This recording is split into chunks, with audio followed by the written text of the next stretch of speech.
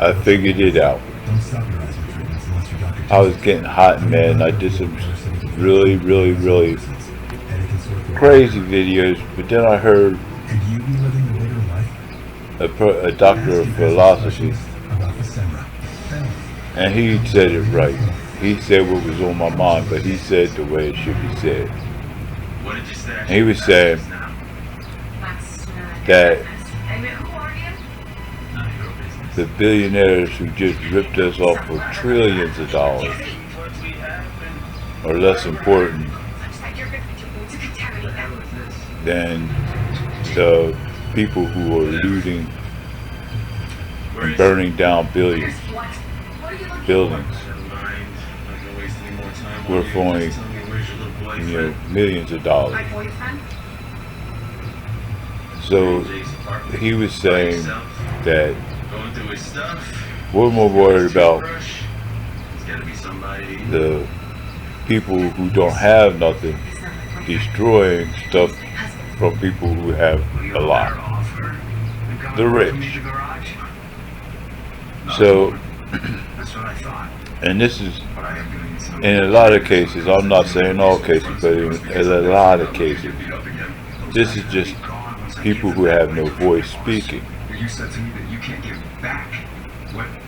They just take it from the people who they felt pressure from when they walked into the store, follow them around,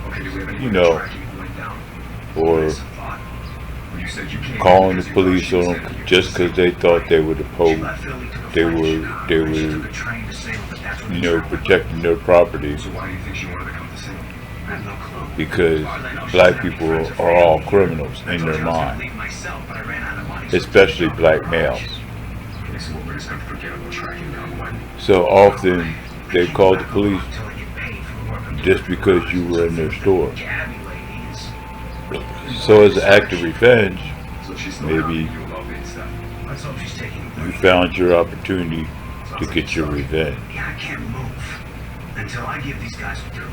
I'm not condemning that, nor do I promote it, but I understand it.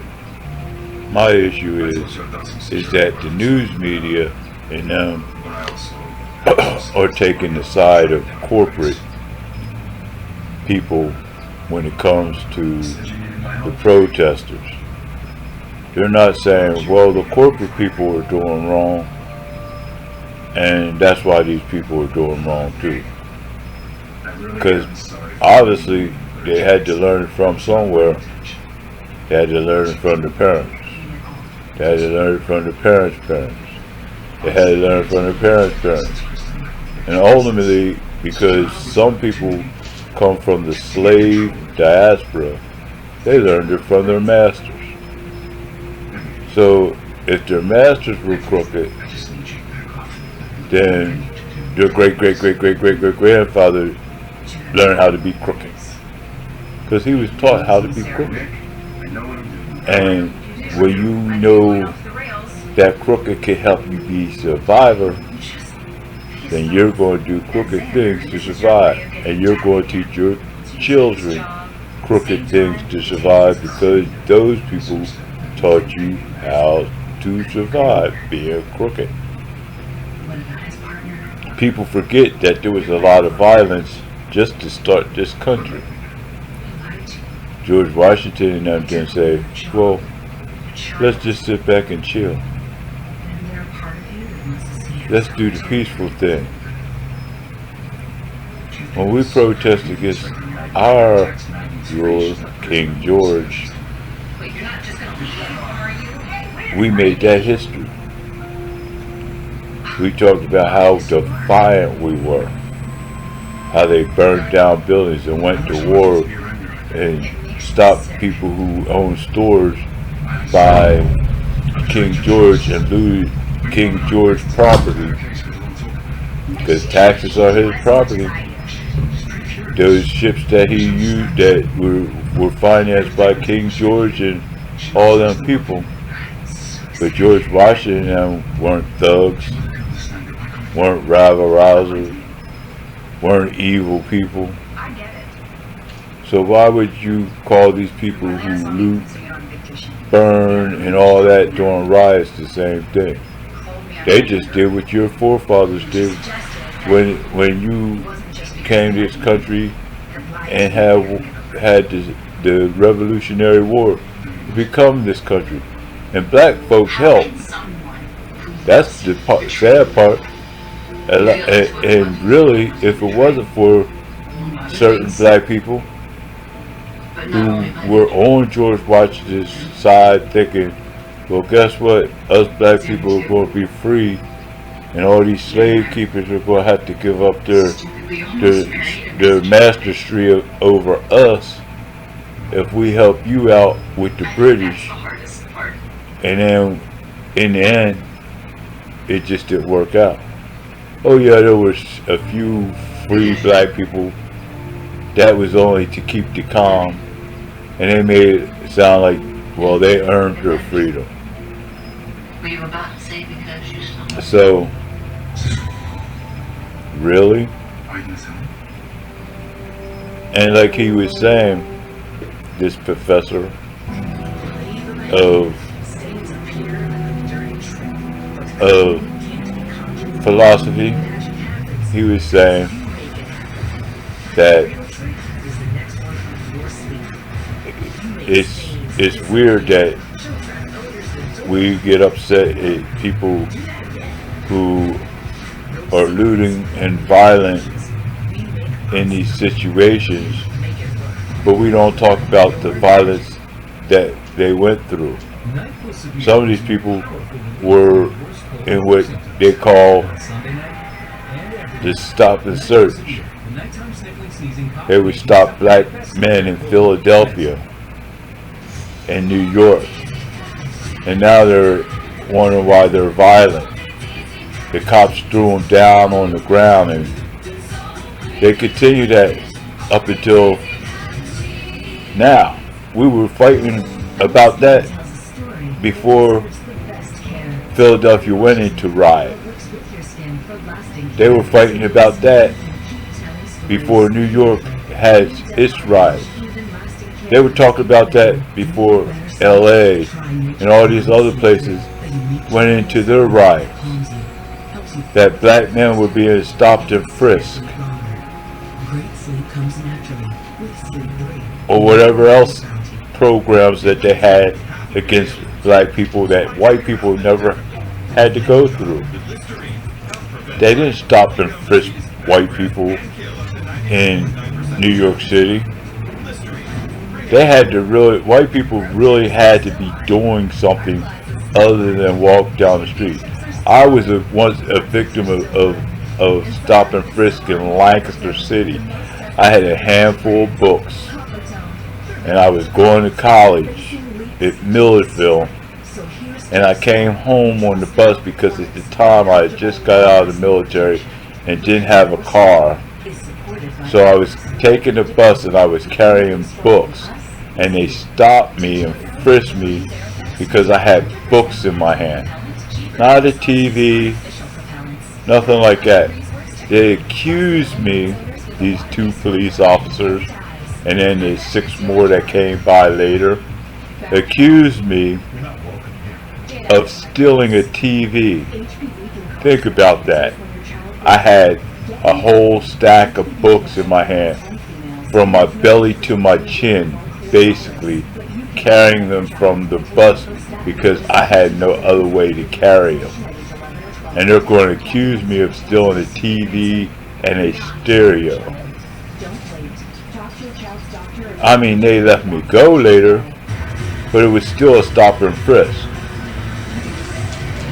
I was once pulled off my steps in Lancaster City because I was tying my shoe before they started arresting somebody, and it was an unjust stop and frisk situation there.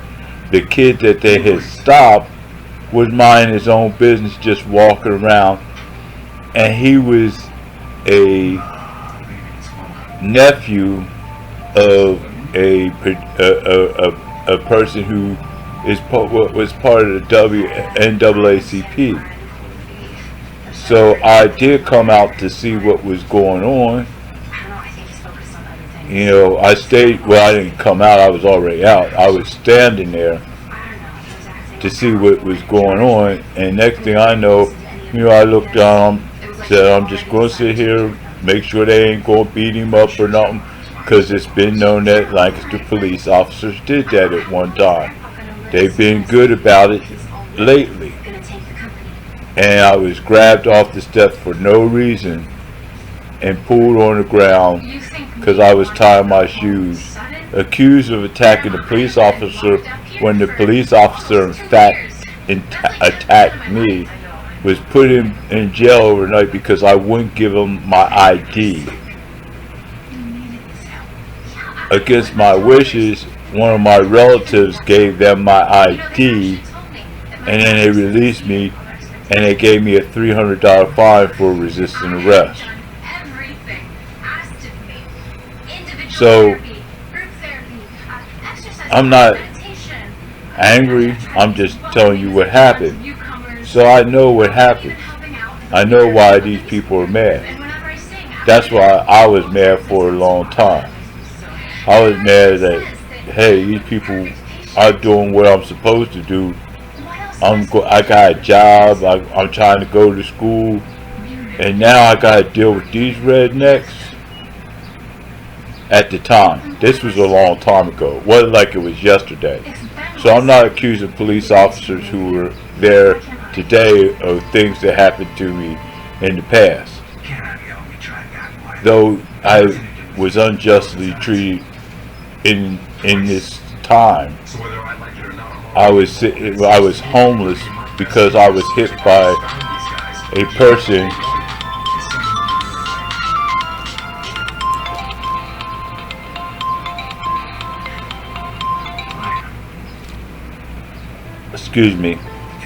I was hit by a person in Lebanon, and it caused me to have broken my leg. And trying to find a job after coming back from an injury is a little harder than when you don't. And I had some other issues that are personal, but I ended up homeless. And while I was homeless, I was still working.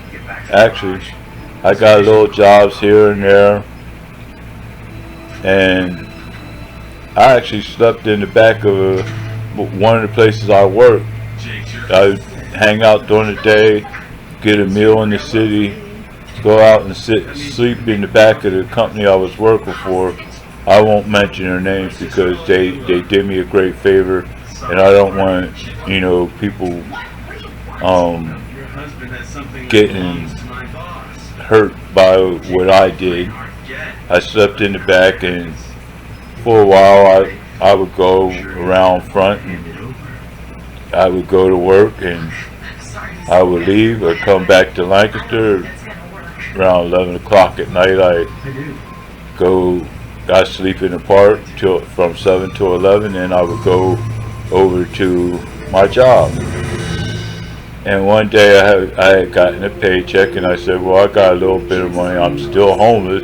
I mean, the money wasn't going to get me unhomeless, but there was a friend who did me a favor. So I went to the park, and I was laying on the bench waiting for him, and a police, well, it wasn't just one police officer, it was a gang of police, maybe 6, 7 of them came over to me, and they were talking. They were originally throwing out this one group of people, which I thought was wrong, because I knew them. I'm not going to mention their name because I don't want them getting in trouble with the police, because I don't know how they act right now. And so I was laying on the bench, and the cop said, you gotta get out of the park, you've been banned for a year. And I'm like, banned for a year? What for? I'm just laying on the bench in the park. It wasn't like anybody said, "Hey, sir, can you get up off the bench so I can sit there?"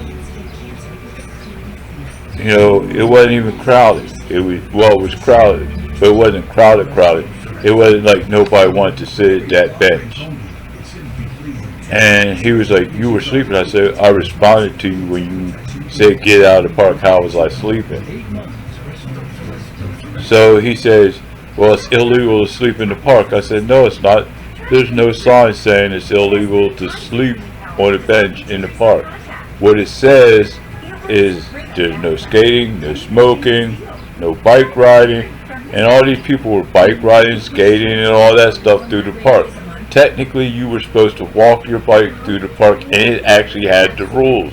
No alcohol. There were people drinking alcohol in the park, and that's written on the rules. But there's no rule sign saying you can't sleep. Then he said there's an ordinance in Lancaster saying that you cannot sleep in the park. So I said, well, you know, where's this ordinance? "Oh, well, we could just make them up anytime we want to." I said, "No, you can't.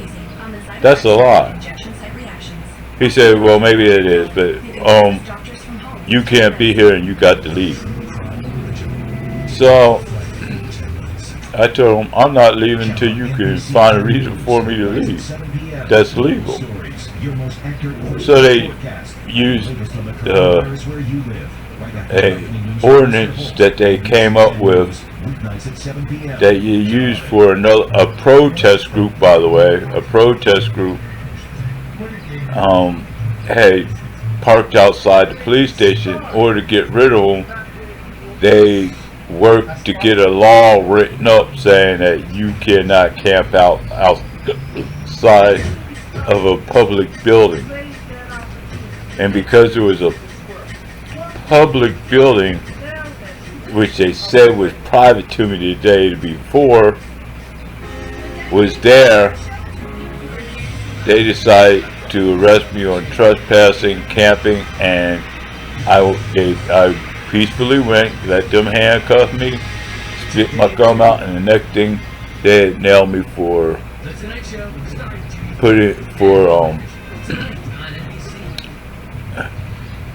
littering. So I'm just telling you my experience and why I'm mad and why I'm on the side that they should be complaining about these looters. So I'm telling you my story so you understand where I'm getting at. So I was angry for a long time, but I wasn't really angry. I was just saying, like, this is really effed up. I went to jail for 30 days and I had to plead guilty to some of the crimes that came up after that, because they charged me for 2 more crimes later. And I'm like, I'm just going back. They even put me in solitary confinement because I wrote on a piece of paper when they asked, how are you going to, what you got to look forward to when you get out of this jail? And at the time I was homeless. I was down and out. And I didn't see anywhere going up anymore. So I was like, the revolving door of coming back here. They put me in solitary confinement just because I said that. And I could have died in that, because I had a dental problem and I probably had blood poisoning. I was trying to live. They put me in a turtle suit that was like in a cold cell.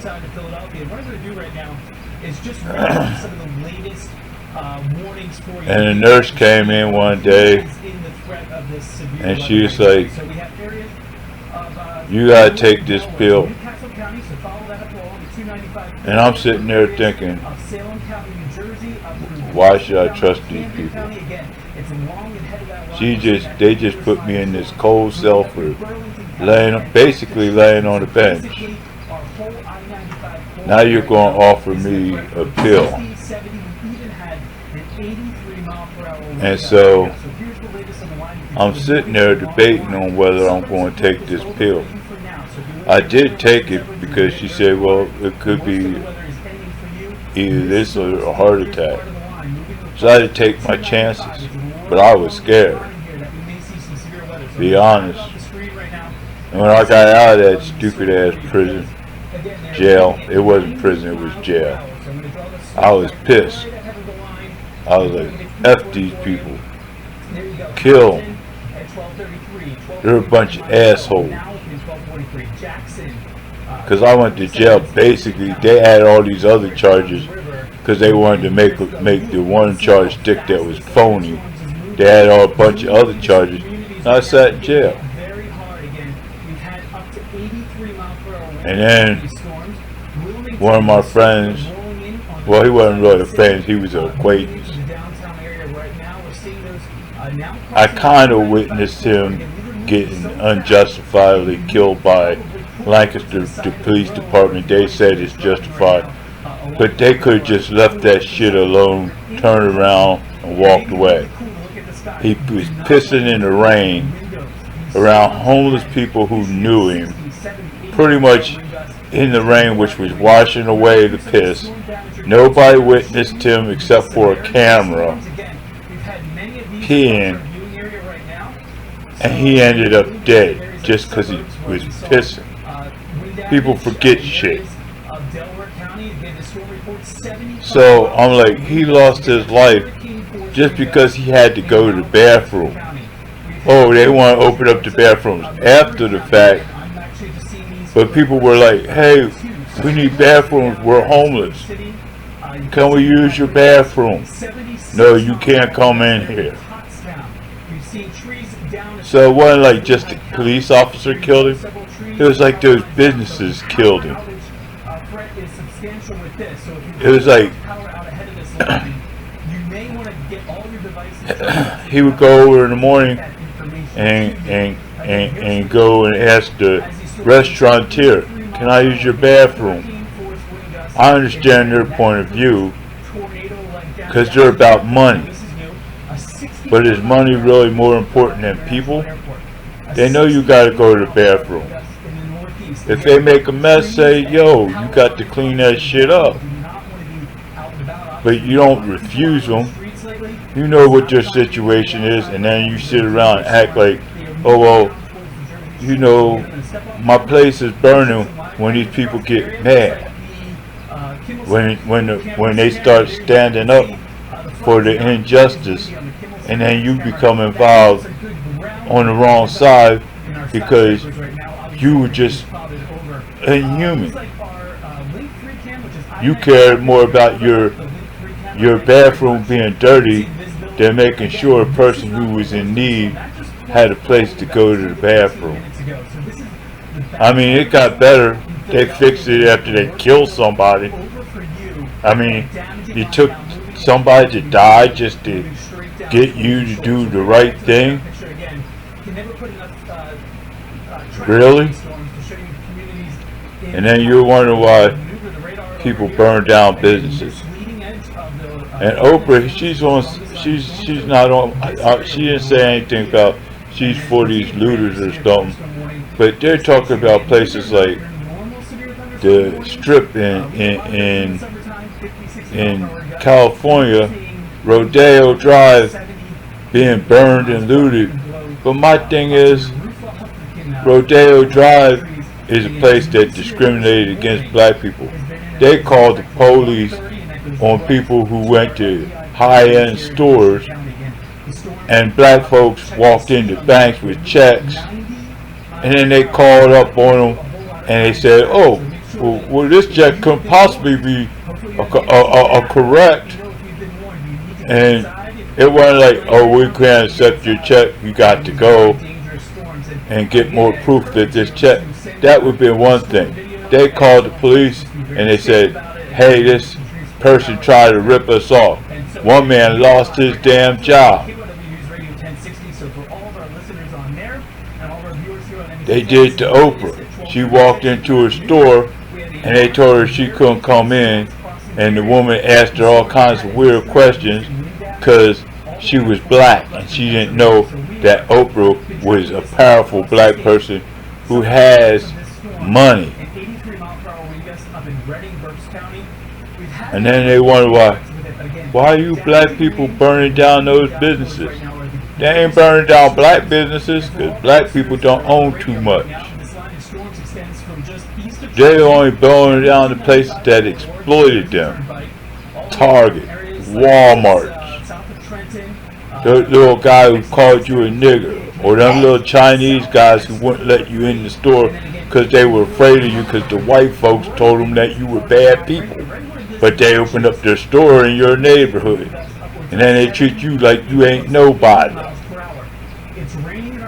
Don't you think you would be angry? That's what you did when King George came. You burned down his stuff and threw out his tea. That's what that was what the Boston Tea Party was about. Let's get real. That was looting. That was destruction of the government of England policy against you. And when you found that unjust, you had civil unrest, not peaceful protest. So I don't understand why these news media people are dictating to you and to me how we should protest and who is wrong or right in a protest. It's kind of we're us against you, and now you're trying to be part of us against us. So I don't get it. And the sad part is that a lot of people are falling for this knucklehead bull crap that the media is putting through. These people that are in the news, they went to certain schools. They didn't just go to the school in the hood. They went to certain schools. They might have been in the hood at one time, but their parents pulled them out and put them in schools where they were the only black folk. And they learned how to be like them and think like them. In the old days, we call that a house Negro. Watch your mouth.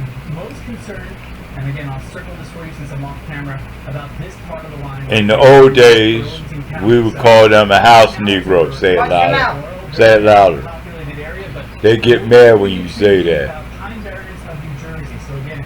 So then it's like they got them, they're on their side. They're talking, oh yeah, we're upset and all this, and they really generally are upset that this happened. But they're like, we understand the white guy, the colonizers, the one who abused us, and why they want peace. Really? Cornell West was the doctor who is the doctor of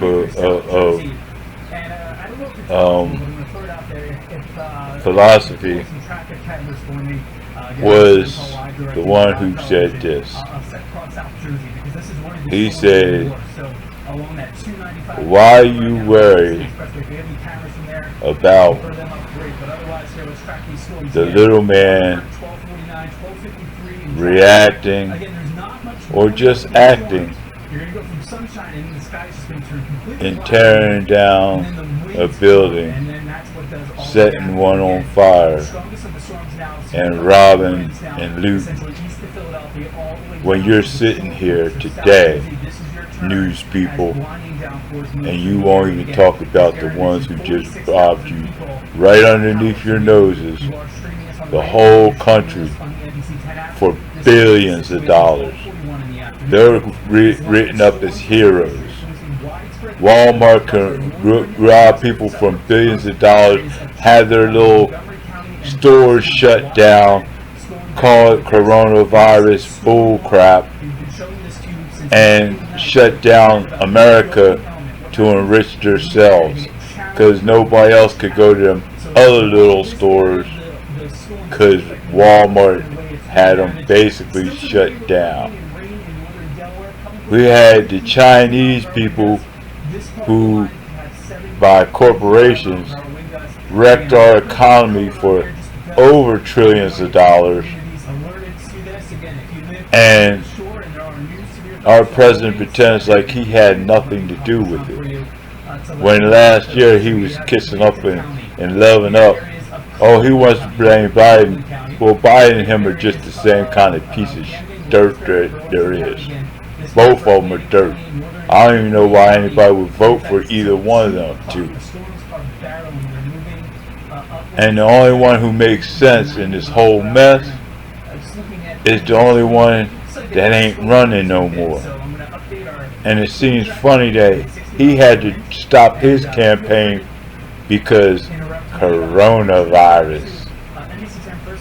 Y'all should be a little bit suspicious. Not that those people looting them little buildings and setting up fire. This shouldn't be just about this Floyd person. It should be about all the Negroes, all the Hispanics, all the Native Americans who died at the hands of American terrorism. It's not just the cop that killed him, that got on his neck. That cop's, he's just a product of what's really going on. And see, they're not telling you that he's a product of the hatred that corporate America has for the poor, the black, the brown, the yellow, and the red people. Cornell knows this, and he was the first one that I heard that made any real sense. That made sense what he said. That why are we as American people of color allowing these people to who ain't even mostly aren't even black looting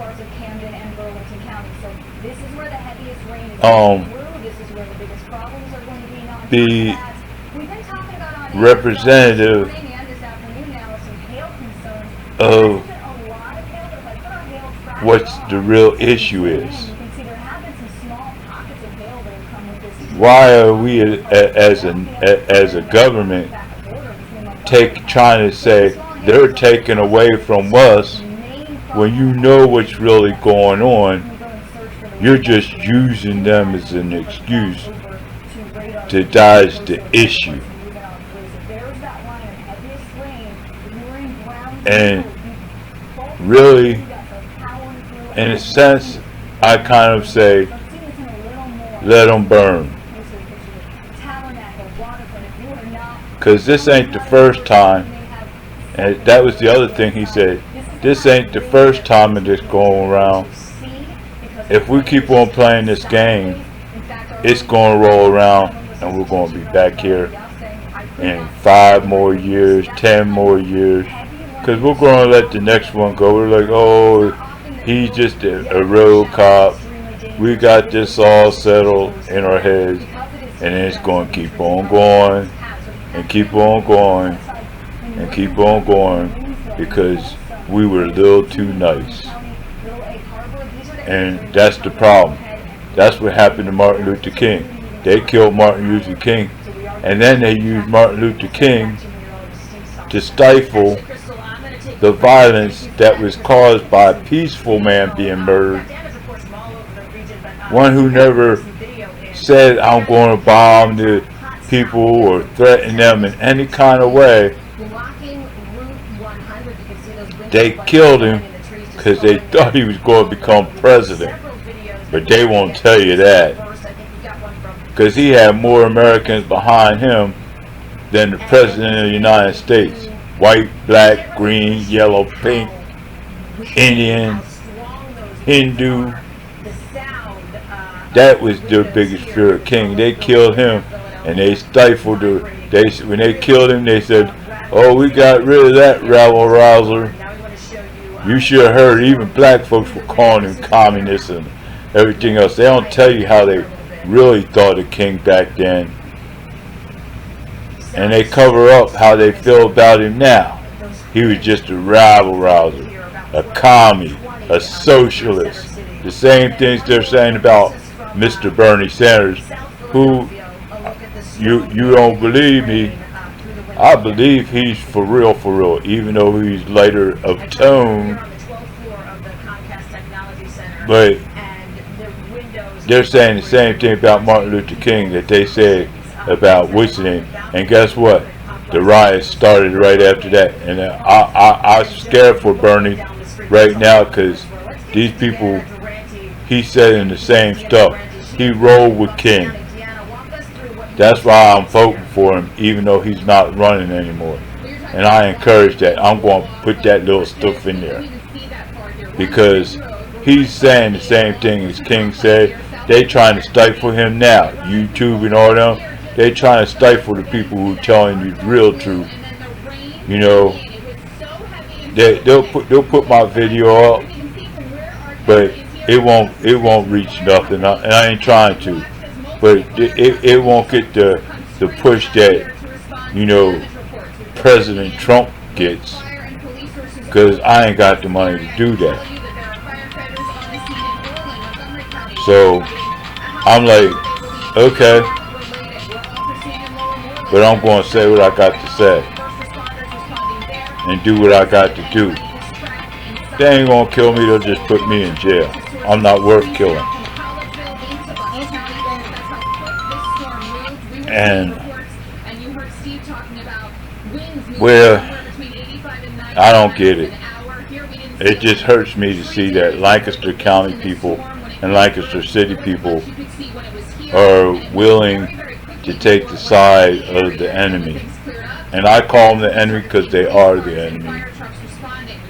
And listen to what they have to say and let them dictate to you to have peace and give them peace, because that's the problem. When you protest, it is to take away their peace so that they'll listen.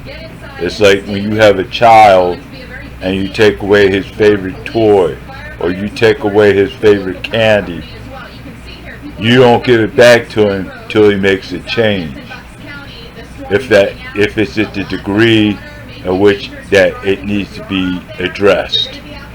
And this is something that is at a degree that needs to be addressed. So when they tell you, do this in peace, and we want peace, and please don't hurt us, and please, please, please, I don't understand how you could fall for that. That's like giving your kid the candy cane, and you're still protesting, but you're giving the candy cane, but he's like, guess what? Them people really don't care. They're just out here for the fanfare. They're just out here for their little 20 minutes of fame. They're just out here because guess what? They could get on the news.